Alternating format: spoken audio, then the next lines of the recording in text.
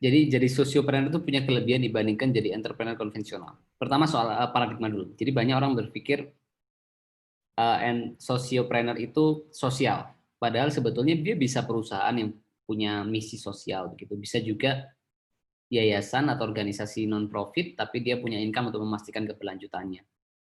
Jadi ini soal style bagi saya. Kita bisa memilih menjadi pengusaha yang peduli sosial atau menjadi inisiator sosial yang ingin memastikan keberlanjutannya sehingga menghasilkan uang untuk mencapai sustainability.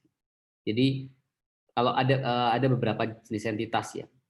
Ada yang mungkin bisnis konvensional, bisnis saja tapi nggak ada sosial sama sekali misalkan. Ada yang bisnis dengan CSR, dia sosial, dia perusahaan tapi dia punya anggaran untuk sosial. Ada yang non profit tradisional ya. Jadi dia mengandalkan donasi sama hibah atau grant begitu. Ada yang non profit dengan pendapatan non profit tapi dia punya revenue untuk memastikan keberlanjutan. Nah, sosiopreneur di tengah, dia bisa for profit, non profit structure, dia bisa modal filantropis atau bisa komersial ya. Jadi tergantung style yang kita inginkan.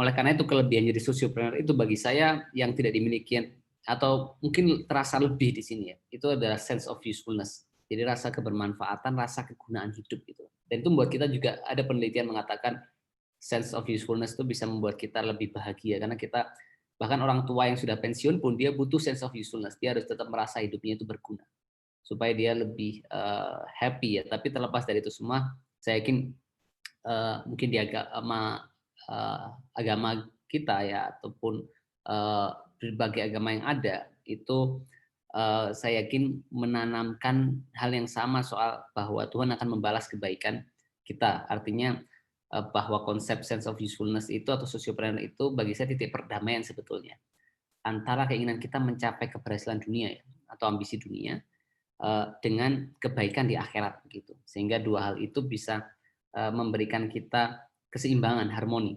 antara misi-misi di dunia dan misi-misi di akhirat. Kenapa sosiopreneur itu lahir? Karena pemerintah nggak mampu menyelesaikan masalah, karena perusahaan konvensional tidak mampu menyelesaikan masalah karena orientasi finansial mereka. Termasuk karena non-profit konvensional tidak bisa menyelesaikan masalah karena keterbatasan sumber daya mereka dan ketidakmampuan organisasi multilateral untuk menyelesaikan masalah. Banyak definisi, tapi ada dua yang saya suka, Bill Drayton sama Dis ya. Jadi kalau Bill Drayton itu mengatakan social entrepreneur are not content just to give fish or teach how to fish. They will not rest until they have revolutionized the fishing industry. Jadi bukan hanya memberi ikan, bukan hanya mengajarkan memancing, tapi dia tidak akan berhenti sampai dia revolusi industri perikanan. Nah, kalau di sini dia mencoba menjelaskan secara konseptual bahwa pertama dia mengadopsi misi untuk menciptakan, mempertahankan sebuah nilai. Jadi value proposition-nya, value-nya itu kalau kami contoh health is fundamental human right. Jadi semua inovasi itu orientasinya ke sana. Health is fundamental human right, open doors to access. Lalu mengejar peluang tanpa henti ya. Jadi banyak usia dihabiskan waktu untuk mengumpulkan sumber daya untuk mencapai misinya, baik dengan pendekatan for profit atau not for profit tadi. Lalu terlibat dalam proses inovasi, adaptasi, dan pembelajaran yang berkelanjutan, sustainable.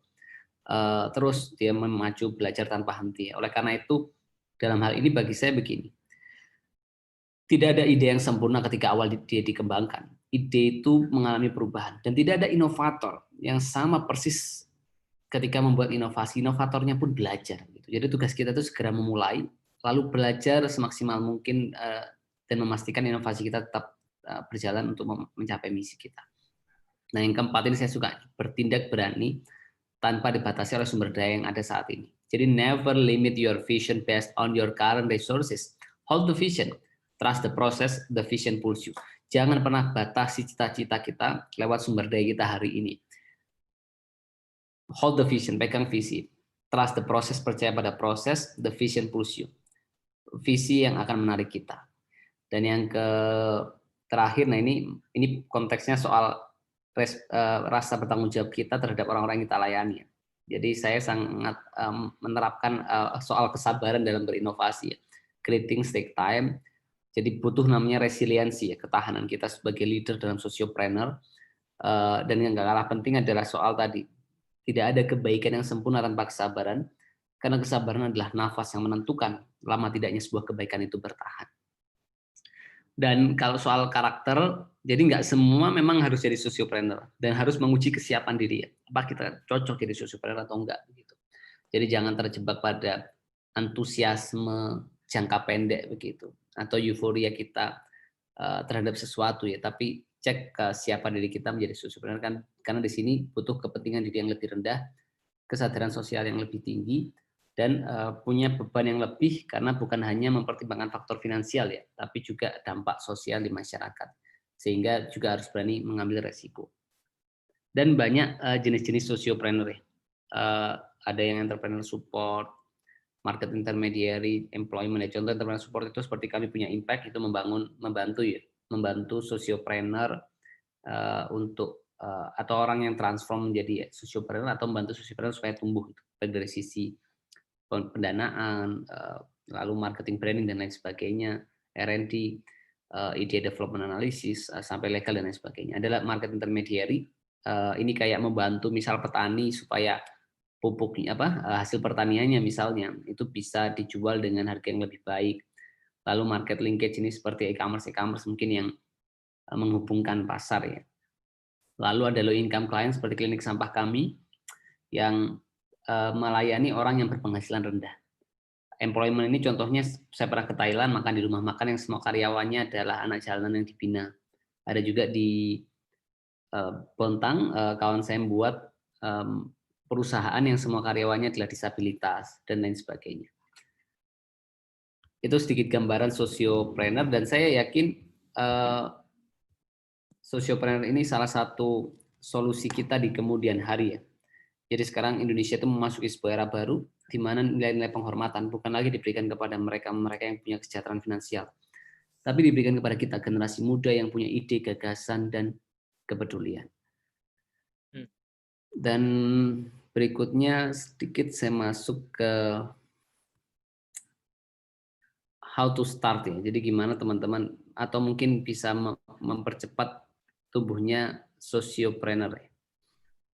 Pertama tadi cek kesiapan diri menjadi social entrepreneur karena nggak seindah orang-orang yang bayangkan. Yang saya ceritakan tadi itu yang enak-enak ya, penghargaan, lalu apa dukungan pendanaan, dan lain sebagainya lah, traveling abroad, aktualisasi, mungkin apresiasi dan lain sebagainya. Tapi saya yakin ada namanya dark side of entrepreneur, ada sisi gelapnya begitu, meninggalkan gaji tetap, ya kan, mengorbankan tabungan pribadi, menyumbangkan waktu pribadi, lalu menghadapi rugian ya, analisis bisnis yang salah, ditinggal sama tim, kehabisan sumber daya gitu. Jadi nggak seindah yang orang bayangkan begitu. Jadi sedih-sedihnya banyak ya dok ya. Kenapa? Sedih-sedihnya juga lebih banyak mungkin ya. Ya, jadi ya nggak harus semua jadi entrepreneur atau social entrepreneur gitu. Ya kembali ke karakter kita tadi, passion kita gitu. Apakah kita termasuk orang yang suka mengambil resiko, suka tantangan, siap dengan ketidakstabilan, siap menanggung beban yang lebih ya. Karena bayangkan kalau misalnya kita punya 40 tim, misalnya kita harus menanggung memastikan kesiapan ya likuiditas kita, solvabilitas kita untuk menyelesaikan tanggung jawab kita kepada semua elemen ya. Belum lagi ketika menghadapi badai-badai ya. Jadi social entrepreneur itu bagi saya, wirausaha sosial itu harus jadi makhluk yang tangguh. Dia berdiri di depan, menanggung semua beban dan menghadapi ya semua badai yang menghadapi berbagai masalah yang muncul dalam pengembangan wirausaha sosialnya. Dan tantangannya nomor satu keterbatasan sumber finansial. Tapi sekarang banyak, bisa ya kalau ada dana pribadi pakai dana pribadi dulu. Kalau enggak bisa angel investor ya, orang yang invest ya, even mau keluarga, kerabat, kawan, kenalan atau mitra secara profesional. Bisa juga venture kapitalis ya. Ada juga sekarang crowdfunding, peer-to-peer lending, mau business competition, award, ada juga grant loan dan lain sebagainya. Tapi banyak sekali dan kami di Indonesia Medica sudah nge-proof bahwa financial resources ya itu bisa kita akses dengan berbagai pendekatan yang memungkinkan bahkan di berbagai negara di dunia.